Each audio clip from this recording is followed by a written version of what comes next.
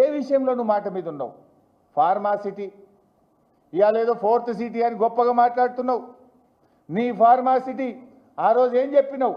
పాదయాత్రలు చేసిండ్రు వీళ్ళు.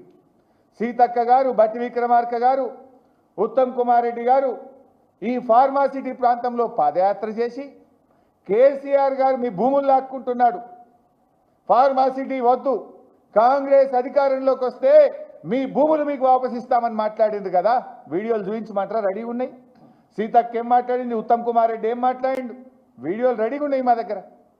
ఆ రోజేమో కాంగ్రెస్ అధికారంలోకి వస్తే మీ భూములు మీకు వాపసిస్తామన్నారు. కానీ ఇవాళ ఏమంటుండ్రు?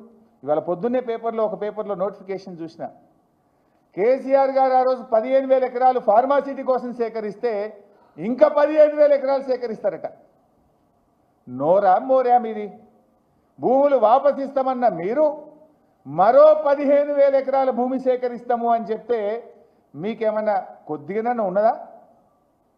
నేను అడుగుతా ఉన్నా.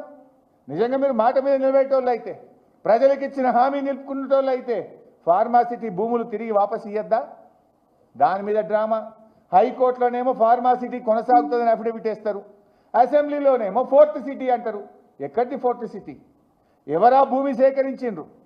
వేల కోట్ల రూపాయలు రైతులకిచ్చి 15,000-16,000 ఎకరాలు కేసీఆర్ గారు భూమి సేకరించి ఇక్కడ జీరో లిక్విడ్ డిశ్చార్జ్తో కాలుష్య రహిత ఫార్మా ఇండస్ట్రీని పెడితే ఓ 5-6 లక్షల మంది పిల్లలకు ఉద్యోగాలు వస్తాయని చెప్పి కేసీఆర్ గారు ఆశించిండ్రు.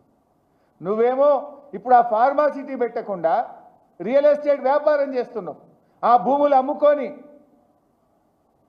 అమ్ముకొని ప్రభుత్వానికి ఆదాయం తెచ్చుకునే ప్రయత్నం చేస్తున్నావు.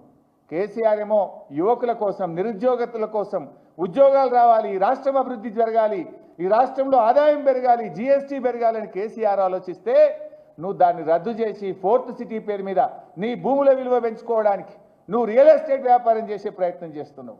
రేవంత్ రెడ్డి చీమునెత్తురుంటే, మాట మీద ఉండేటట్టు అయితే ఆనాడు కాంగ్రెస్ పార్టీ ఫార్మాసిటీ భూములు వాపసిస్తామన్నారు. అయితే భూములు వాపసియండి, లేదా ఫార్మాసిటీ పెట్టి నిరుద్యోగ యువతకు ఉద్యోగాలు వచ్చేటట్టు చేయి. ఇది అబద్ధం కాదా?